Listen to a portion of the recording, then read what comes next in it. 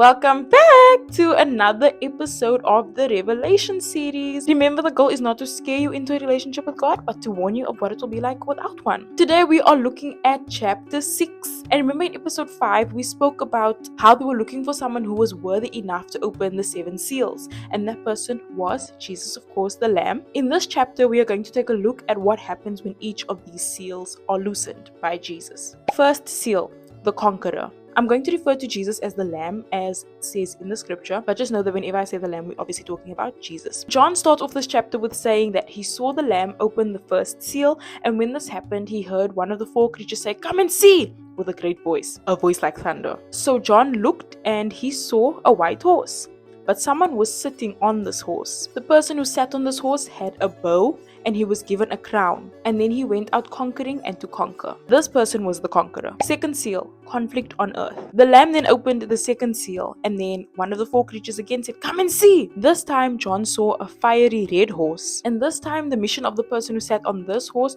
was to go and take all the peace from the earth, that people should kill one another. And this person was given a sword. You can see the wrath of God building up basically. Third seal, scarcity on earth.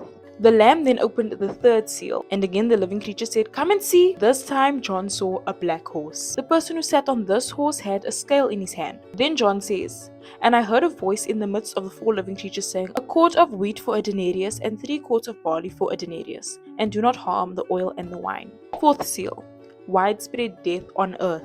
The Lamb opened the 4th seal, and the creature said, "Come and see." And this time John saw a pale horse. And get this, the name of the one who sat on this horse was Death, and Hades followed with him. To Death and Hades power was given to them over 1/4 of the earth, to kill with sword, with hunger, with death, and by the beasts of the earth. Havoc, death, pain, suffering.